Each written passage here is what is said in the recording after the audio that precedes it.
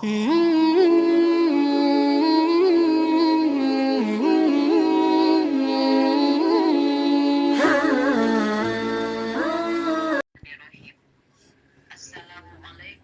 warahmatullahi wabarakatuh. Alhamdulillahirabbil alamin. Wassalatu wassalamu ala asyrafil anbiya'i wal mursalin sayyidina Muhammadin wa ala alihi wa ashabihi ajma'in. Rabbi shrah li sadri wa yassir li amri wahlul 'uqdatam min lisani yafqahu qawli. Amma ba'du. Yang sama-sama kita hormati guru kita Bapak Ustadz Awang Abdul Rozak selaku pimpinan dan pengasuh Majelis Zikir wa Ta'lim Riyadhah Firqatul Mujahidin. Yang kami hormati bapak-bapak, ibu-ibu jamaah yang dimuliakan Allah Subhanahu wa taala. Puji syukur alhamdulillah. Marilah senantiasa kita panjatkan kehadirat Allah Subhanahu wa taala atas limpahan rahmat, taufik, hidayah dan inayahnya pada kita semua yang sampai saat ini kita masih diberikan iman, Islam, dan kesehatan sehingga kita dapat berkumpul bersama dan bersilaturahmi di link majelis Thalabul Ilmi yang mulia ini.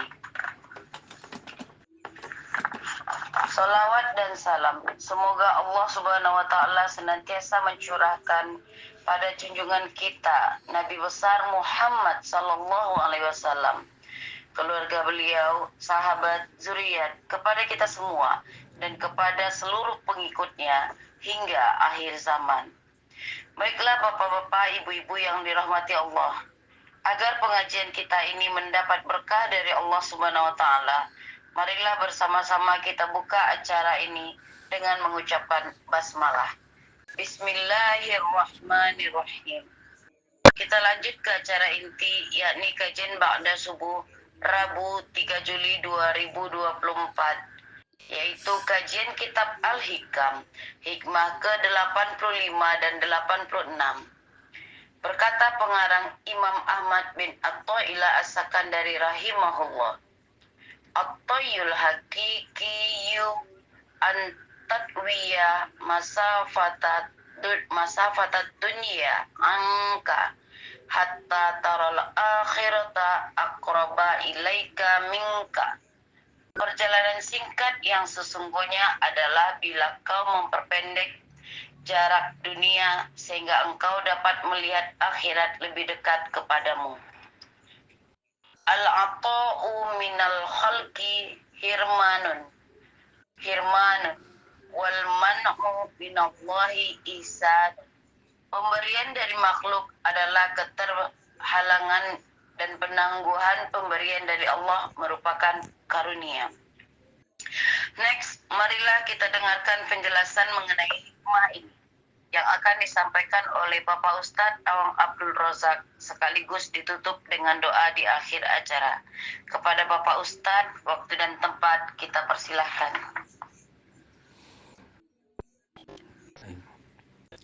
Assalamualaikum warahmatullahi wabarakatuh. Waalaikumsalam.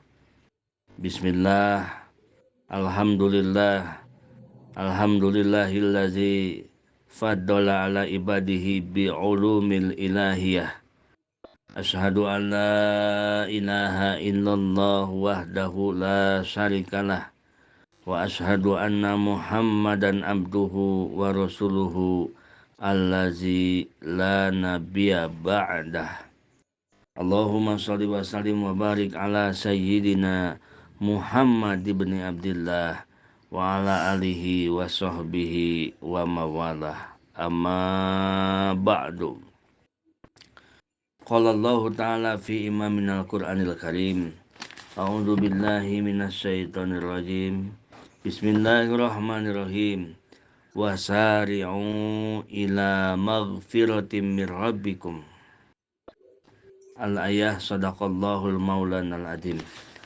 Wa qala Rasulullah Muhammad sallallahu alaihi wasallam, Iza aradallahu bi'abdin khairan jahadahu fid dunya wa raggabahu fil akhirah wa basarahu uyuba nafsih. Puji beserta syukur semoga marilah kita panjatkan kepada Allah Subhanahu wa taala yang dengan rahmat, inayah, hidayah, taufiknya kita semua pada saat ini masih diberikan kesempatan untuk berkumpul bersama dalam rangka tholabul ilmi. Salawat beserta salam semoga berlimpah curah kepada baginda alam Habibana wa Nabiyana Muhammad sallallahu alaihi wasallam. Ibu-ibu, bapak-bapak, jamaah RFM yang dirahmati Allah Subhanahu wa taala, kita menginjak ke hikmah yang 85 dan insya Allah karena nyambung ini langsung ke hikmah 86.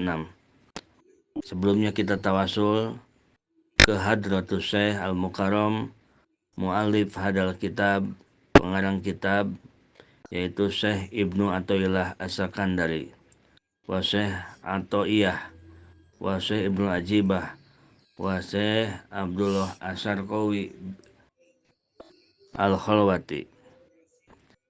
Nafa'anallahu bihim wa bi ulumihim wa bi barakati a'malihim wa bi karomatihim. Syai'ulillahi lahumul Fatihah. A'udzu billahi minasy syaithanir rajim. Bismillahirrahmanirrahim. Alhamdulillahi rabbil alamin. Ar-Rahmanir-Rahim. Maliki yaumiddin. Iyyaka na'budu wa iyyaka nasta'in. Ihdinas siratal mustaqim. Siratal ladzina an'amta 'alaihim ghairil maghdubi 'alaihim waladdallin. Rabbighfir lana amin. Hikmah ke-85. Bismillahirrahmanirrahim. At-tayyul haqiqiyu an tatwiya masafatad dunya angka hatta taral akhirata aqraba ilaika minka. Syekh Ibnu Athaillah mengatakan at-tayyul hakiki, perjalanan yang singkat yang sesungguhnya, yaitu atatwiya masafata dunya angka, bila engkau memperpendek jarak dunia sehingga engkau dapat melihat akhirat lebih dekat kepadamu. Jadi ibu-ibu, bapak-bapak, jamaah RFM rahimakumullah, pertamanya ini membahas tentang khariqun lil adat. Khariqun lil adat itu adalah sesuatu yang tidak bisa dimengerti oleh adat, yang membedah adat kita, tidak bisa dimengerti dengan adat kebiasaan. Seperti kena api, ada orang kena api pasti hangus. Lalu ini kena api tidak hangus. Itu namanya keanehan, khariqun lil adat. Ada orang bisa berjalan di atas air. Karena berjalan di atas air itu biasanya boro-boro berjalan, melemparkan batu pun akan tenggelam. Ini bisa berjalan di atas air sampai tidak basah. Berarti itu tidak bisa dimengerti oleh adat. Seperti pagi-pagi dia masih di rumah, Jumatan dia sudah ada di Mekah.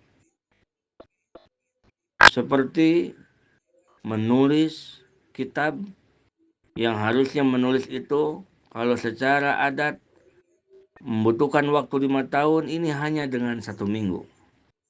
Itu namanya khariqun lil adat.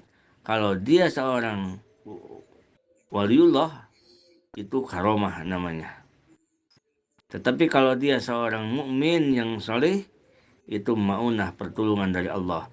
Tetapi kalau dia adalah seorang yang fasik, orang-orang yang suka melakukan dosa besar, apalagi orang-orang yang bukan muslim atau yang suka melanggengkan melakukan terus-menerus dosa kecil, itu adalah istidraj, sungkunan dari Allah Subhanahu wa taala. Nah, di antara khariqun lil adat itu diantaranya ada yang disebut dengan toyul masapah, toyul makani, toyul jamani. Ada toyul zaman. Kalau toyul zaman itu yang waktunya harusnya ini 1 tahun, bisa hanya 1 jam. Itu dengan karomah. Seperti pernah seorang waliullah memberikan makan, memasak nasi hanya 1 cangkir yang secara adat hanya cukup untuk 3 atau 4 orang, tetapi cukup tidak habis-habis dimakan oleh beberapa ratus orang. Nah, itu karomah. Nah, itu udah luar biasa itu. Luar biasa.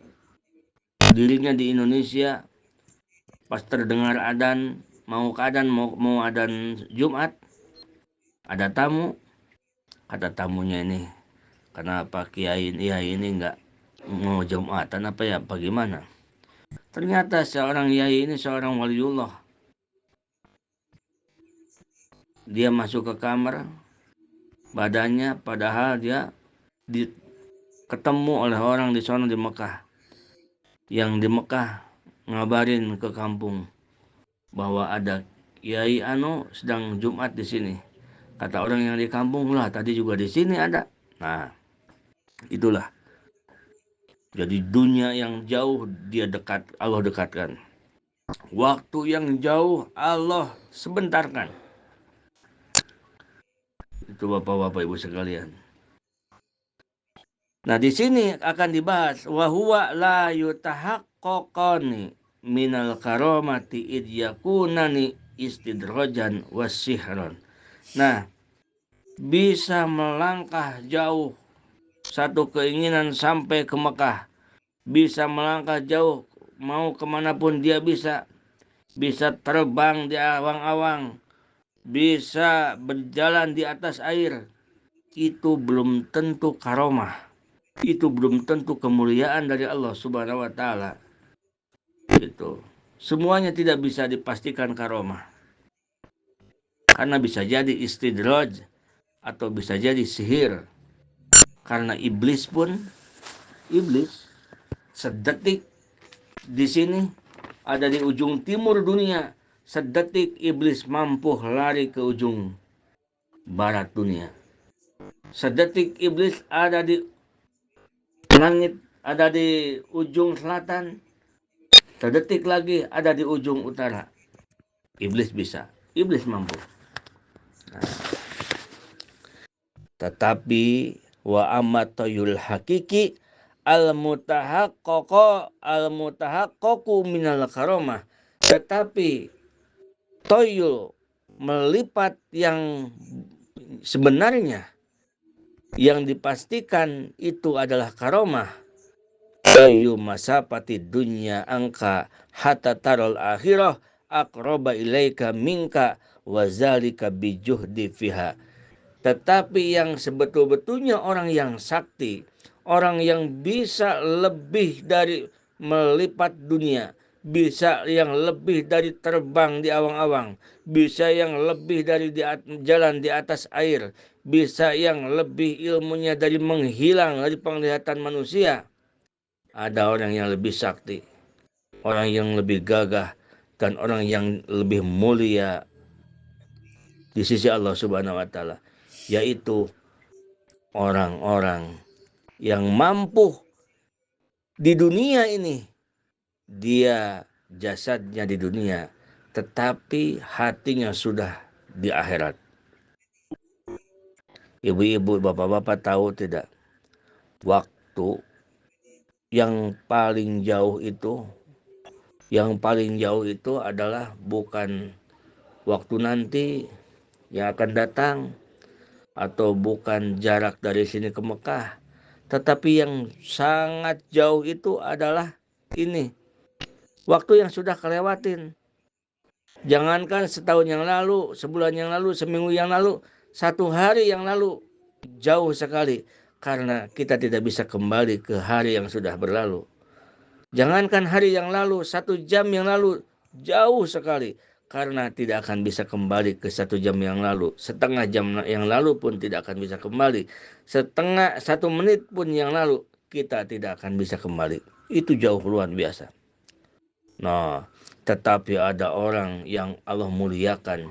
Dia bisa masuk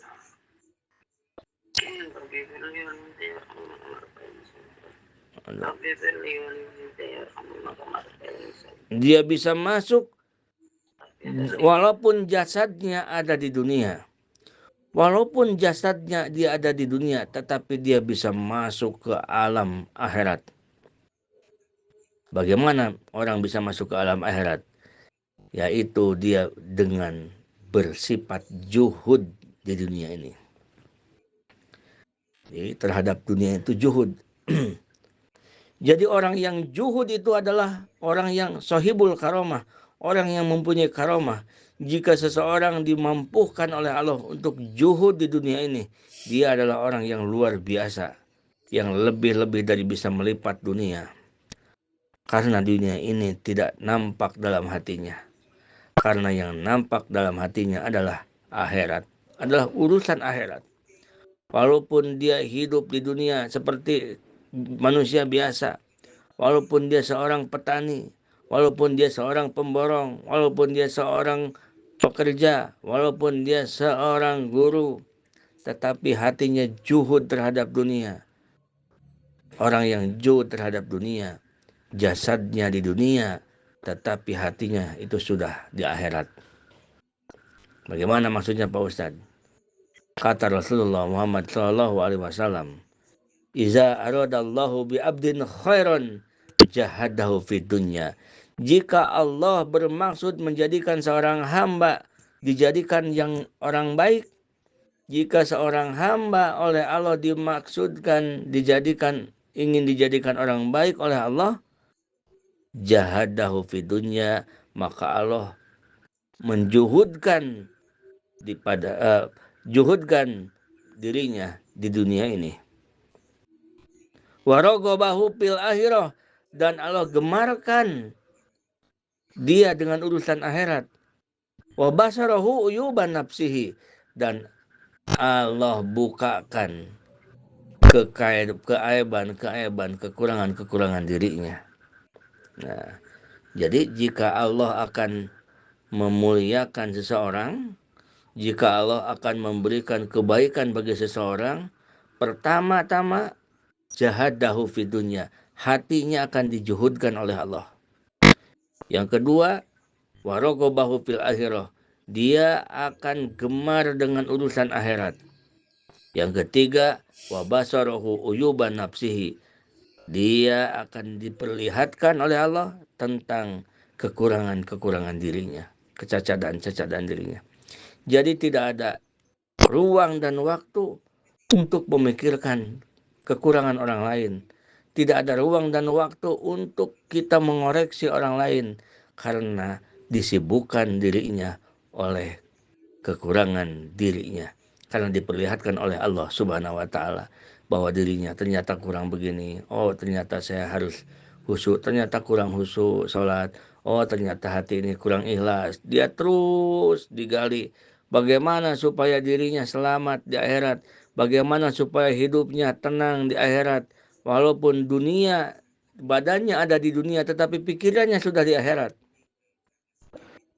Oh, jadi Pak Ustadz, kalau orang yang juhud itu orang sakti. Betul, orang sakti. Orang yang bisa melangkah 1 kali langkah dari Indonesia ke Mekah, 1 kali langkah, sekali ingin ke Mekah, nyampe ke Mekah, belum tentu itu karomah, kemuliaan. Tetapi kalau orang yang juhud, itu adalah kemuliaan dari Allah Subhanahu wa Ta'ala. Tetapi jangan salah paham. Juhud, laisal juhdu bitarkil mal wa idoatil halal. Orang yang juhud itu bukan berarti orang yang meninggalkan harta. atau yang yang memubadirkan harta. Dia tuh juhud tuh. Kenapa emang? Rumahnya dijual, semuanya tidak adakan. Dulu dia rumahnya bagus, sekarang dia tinggal di gubuk. Dia nggak pernah mau tidur di kasur, tidurnya itu di emper aja dia mah, di bawah aja. Nggak mau dia pakai sendal bagus, baju bagus. Nggak mau dia punya mobil bagus, dulu dijual, entah kemanain, habis pokoknya. Laisal juhdu bitarkil mal. Yang dimaksud juhud itu bukan seperti itu. Bukan si harta dibuang-buang dan tidak adakan. Bukan.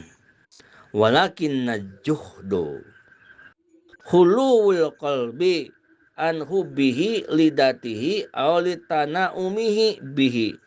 Tetapi yang dimaksud dengan juhud itu adalah kosongnya hati dari pencintai dunia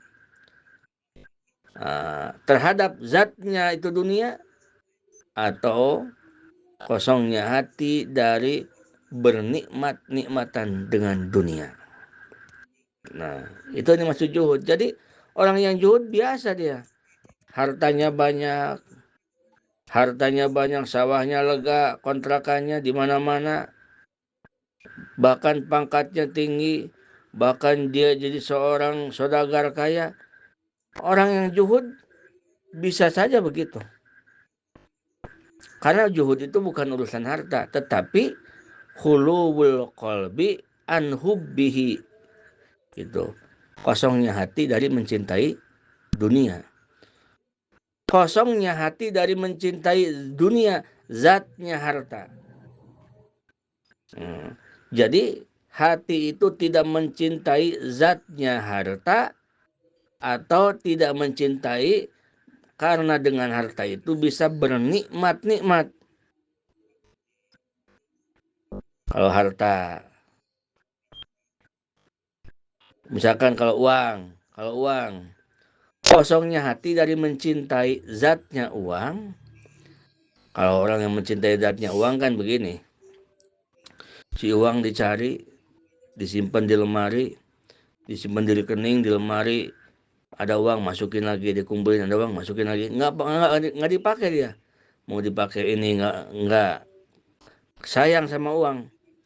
Jadi orang yang dikuasai oleh uang ada seperti itu. Jangankan dia beli pakaian bagus atau jalan-jalan dengan uangnya, tetapi makan pun dia dengan ikan asin. Padahal uangnya di dalam lemari segepok, wah banyak. Karena apa? Karena dia itu senang dengan zat uang tersebut.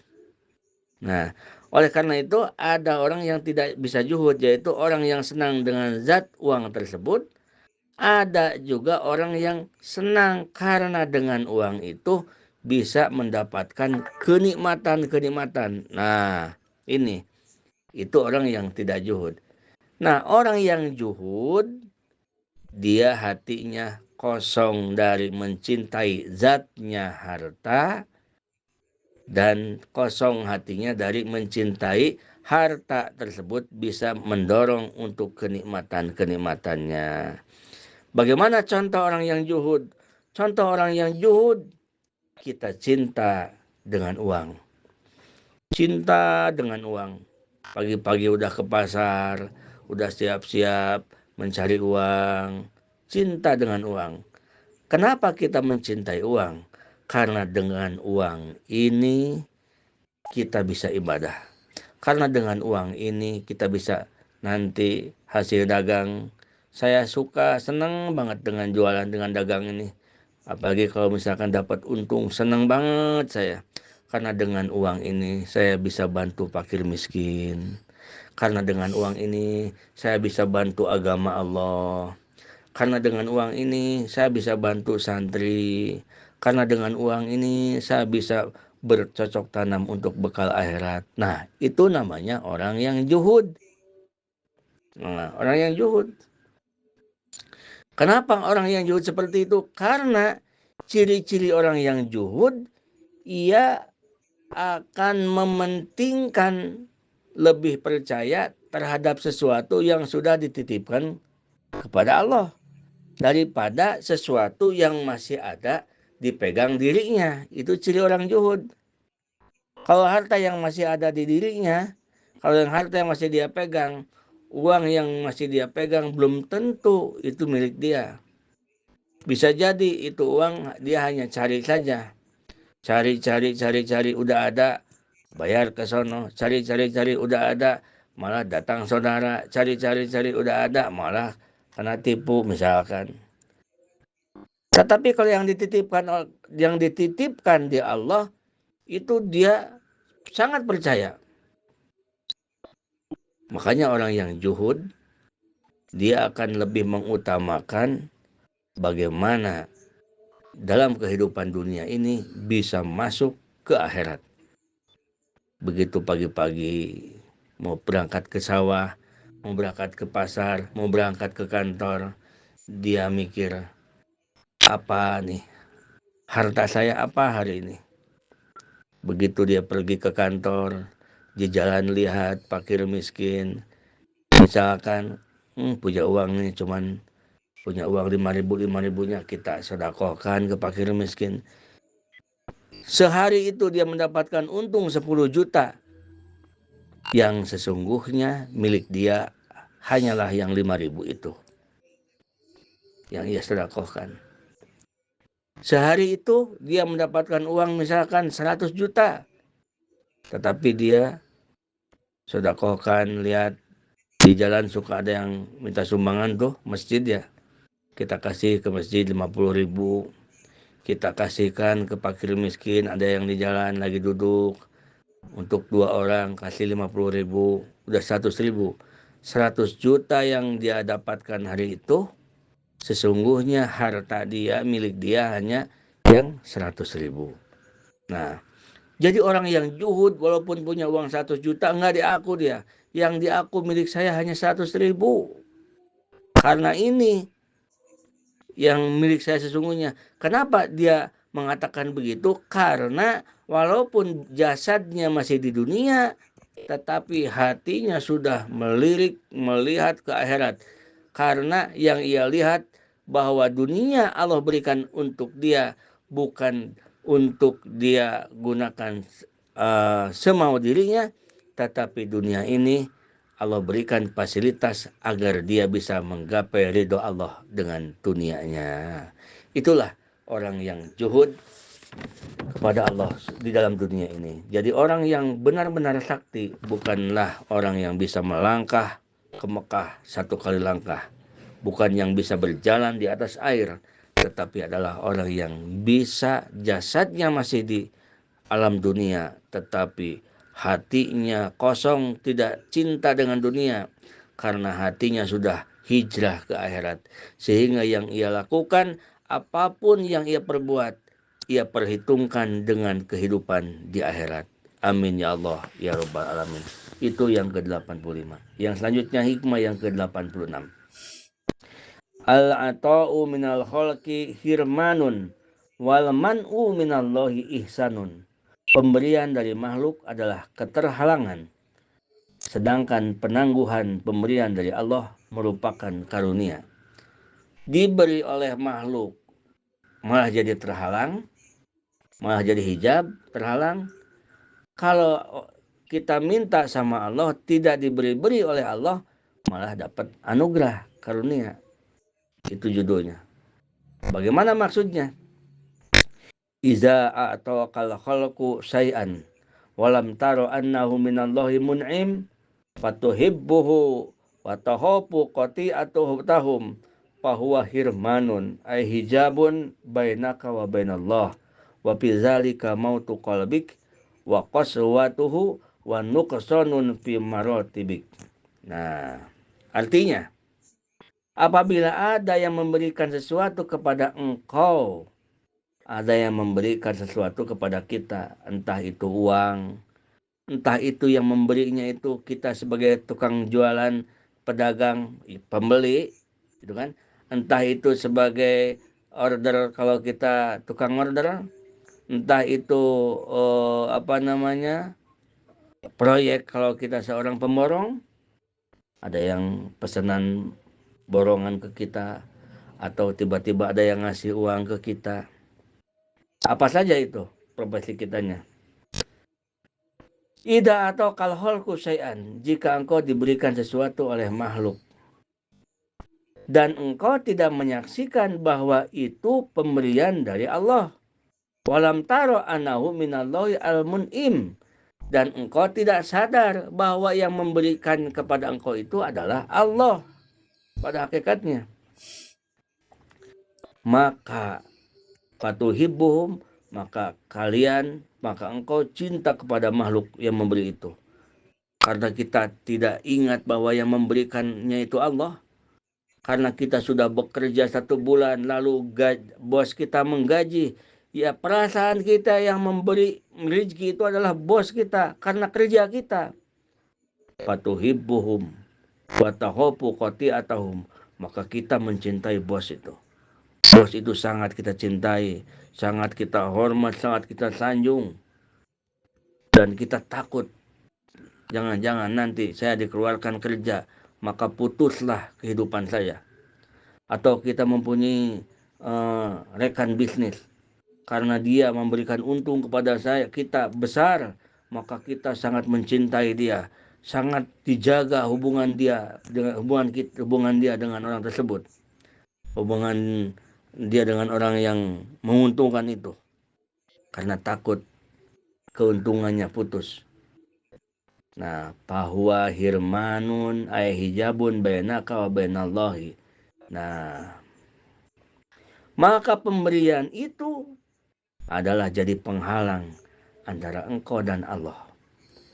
Engkau diberi oleh manusia, diberi rezeki, yang kerja digaji oleh bosnya, tetapi dia lupa kepada Allah, maka pemberian bosnya itu adalah hirmanun, hijabun, atau penghalang yang menjadi dinding pemisah sehingga dia jadi jauh dengan Allah Subhanahu wa taala.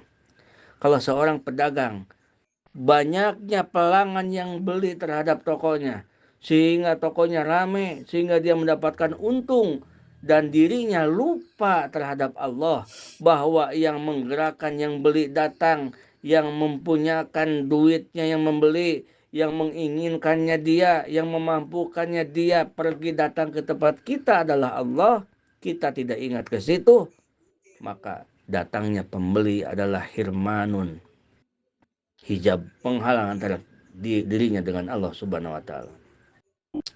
Dan itu menjadikan mati hatinya dan keras hatinya, serta kurang martabat di sisi Allah Subhanahu wa taala.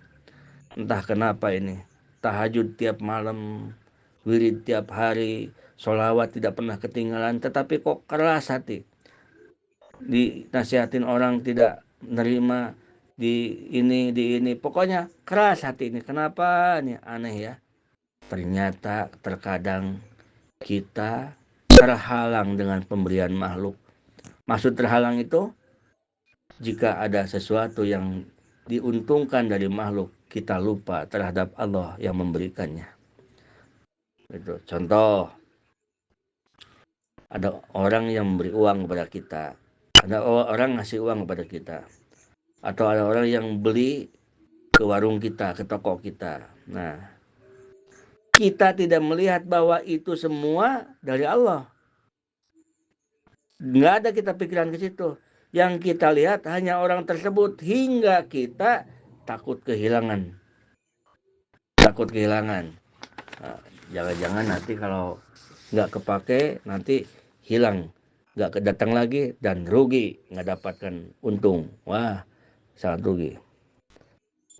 Lupa dia dengan Allah. Nah, itulah orang yang hirmanun, terdinding, terhalang oleh Allah Subhanahu wa taala.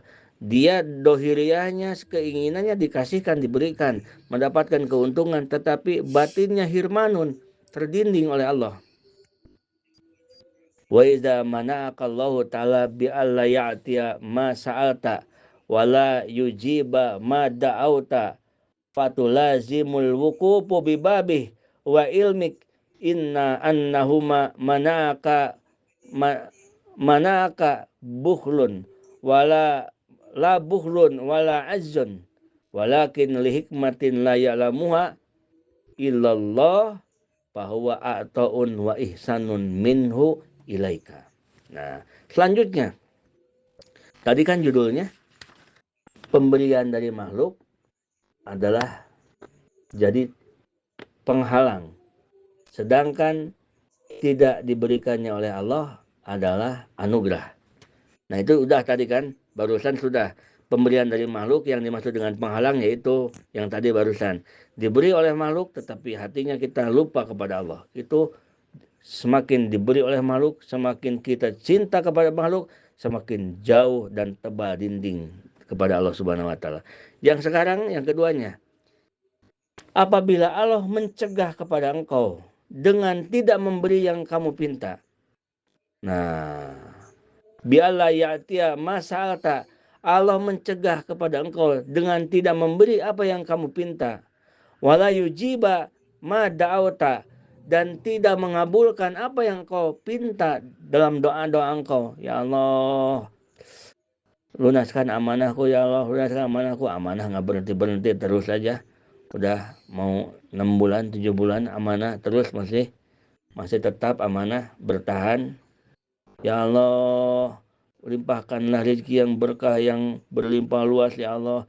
Tetap aja kita uangnya seret-seret aja, biasa-biasa, nggak bertambah. Hidupnya susah aja terus, nggak bertambah. Misalkan ya Allah sehatkan aku, tetap aja belum dikasih sehat oleh Allah. Nah, dan wala yujiba ma da'auta, dan dia tidak mengabulkan doa-doa yang kamu pinta kepada Allah, tetapi terus dia berdoa kepada Allah. Patula jimul wukufu bibabih, dia tetap diam di bibabih itu di pintunya Allah, pintu rahmatnya Allah. Berarti apa? Dia tetap ikhtiar dohir dia semangat, ikhtiar batin berdoa dia semangat, walaupun dalam lahiriahnya belum terijabah seperti apa yang kita inginkan, apa yang kita pinta belum terrealisasi. Dia tetap berdoa. Dia tetap berdoa. Kenapa dia tetap berdoa? Wa ilmika annahuma manaka la bukhlun wala ajun. Karena engkau tahu bahwa Allah tidak memberikan ke itu bukan karena Allah kikir dan bukan karena Allah lemah tidak mampu memberikan. Walakin li hikmatin la ya'lamuha illallah, tetapi Allah tidak memberikan itu, kita minta ini Allah tidak memberikan, kita minta ini Allah tidak memberikan, tetapi karena ada satu hikmah, ada rahasia yang tidak tahu rahasia itu kecuali Allah Subhanahu wa taala. Nah, maka pencegahan Allah itu adalah sebenarnya pemberian dan kebaikan dari Allah Subhanahu wa taala. Tidak diberinya oleh Allah apa yang kita pinta. Kalau kita sadar dan kita paham bahwa Allah tidak memberikan itu bukan karena pedit, bukan karena kikir, bukan karena tidak mampu, tetapi ini ada hikmah pasti. Ini Allah punya hikmah, Allah ini punya rahasia, punya maksud baik untuk saya, cuman saya nggak tahu. Nah, kalau kita berkata begitu, perasaan kita begitu, itu adalah pemberian yang hakiki. Walaupun pada dohirnya dia tidak diberi oleh Allah, mencegah apa yang dia inginkan, tetapi pada hakikatnya adalah kebaikan dari Allah, anugerah dari Allah. Kalau yang tadi segala apapun ia lakukan Allah berikan, tukang dagang dia berikan untung, orang banyak yang memuji dia, dia sebagai karyawan, majikan sangat sayang sama dia, gaji bro, tetapi hatinya lupa terhadap Allah, itu adalah penghalang dirinya dan akan celaka pada akhirnya. Kalau yang ini, setiap ia pinta tidak Allah kabulkan. Setiap ia pinta, dia tukang dagang, ya Allah datangkanlah ya Allah pembeli kepadaku, Sepi we anger teu ieu. Nah, tetapi hatinya oleh Allah Subhanahu wa taala diberi paham bahwa tidak Allah berikan ini adalah karena ada rahasia, ada hikmah yang baik untuk saya dari Allah Subhanahu wa taala, dan yang tahu hanya Allah Subhanahu wa taala. Itu adalah hakikatnya pemberian yang sebenarnya. Nah, yang jadi kita harus ketahui bagaimana caranya agar pemberian dari makhluk itu tidak jadi hijab. Yang harus kita ketahui bagaimana caranya kalau kita tukang jualan, keuntungan itu tidak jadi penghalang antara kita dan Allah. Bagaimana caranya kalau kita pekerja, kita dikasih gaji oleh majikan itu, gaji itu, majikan itu tidak menjadi penghalang antara dirinya dengan Allah. Caranya bagaimana? Ini yang harus kita ketahui. Yang pertama caranya adalah suhuduhu annahu minallahi ta'ala al-mun'im fatahmaduhu wa tashkuruh. Yang pertama caranya adalah kita menyaksikan dalam hati, meyakinkan bahwa pemberian itu dari Allah. Pemberian itu dari Allah. Allah yang memberikan nikmat. Lalu puji Allah dan bersyukur kepada Allah. Nah, kita udah kerja 1 bulan. Setelah kita kerja 1 bulan, lalu majikan kan gajian. Nah, memang tangan majikan yang ngasih ke kita. 1 kalau majikan. Kalau pedagang, kita di toko datang yang beli, gitu kan? Lalu yang beli itu ngasih uang ke kita. Keuntungan besar kan? Nah, mata kita lihatnya ke manusia yang ngasih untung ke kita. Tetapi hati kita langsung kembali kepada Allah. Terima kasih ya Allah, terima kasih ya Allah, rezeki dari Engkau ya Allah, terima kasih. Jadi hati itu hanya kepada Allah.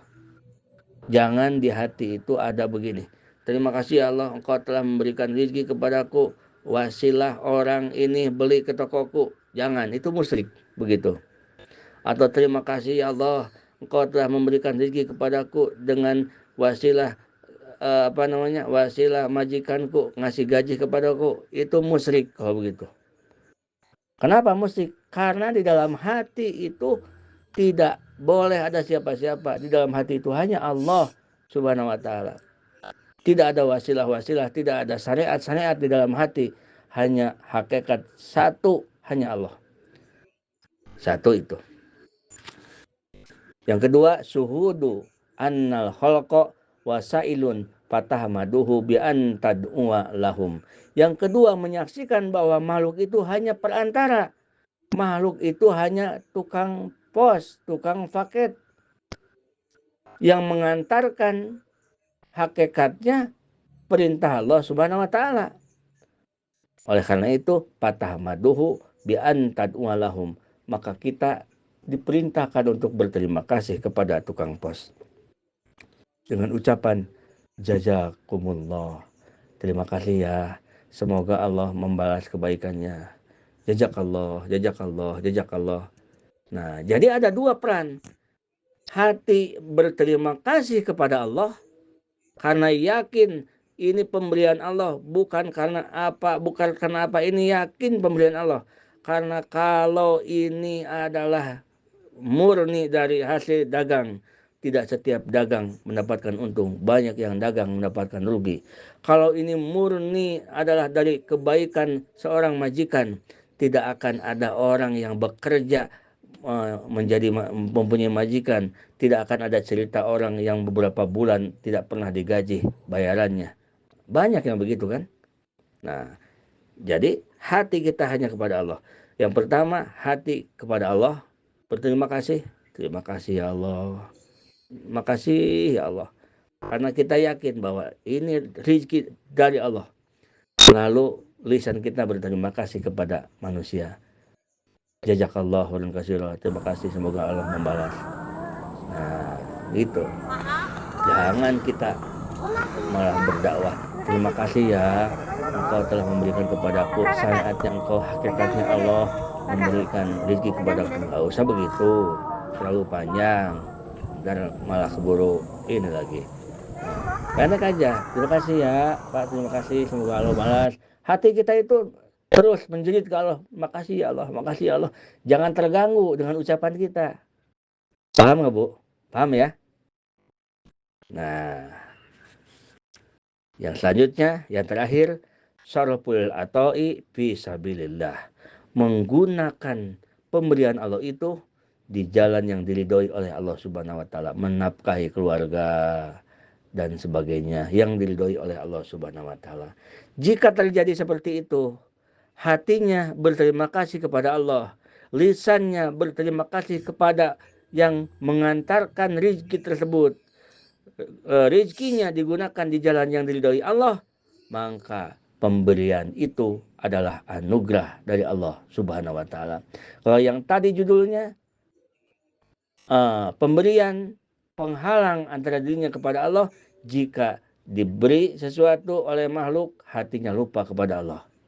Dan yang kedua judulnya, yang masih judul itu, yang keduanya, dihalangi oleh Allah, tidak diberi, tetapi dia jadi ingat kepada Allah bahwa tidak diberinya itu bukan karena Allah pelit dan bukan karena Allah tidak mampu, tetapi ada satu rahasia yang memang hikmahnya hanya Allah yang tahu, tetapi yang jelas ini kebaikan dari Allah untuk kita saat ini. Nah, ini adalah orang yang mendapatkan anugerah. Dan anugerah yang istimewa lagi adalah orang yang mendapatkan, untungnya mendapatkan, tetapi hatinya pun tidak terhalang, terdinding dengan Allah Subhanahu wa taala. Alhamdulillahirabbil alamin. Hadanallahu wa iyyakum ajmain. Assalamualaikum warahmatullahi wabarakatuh.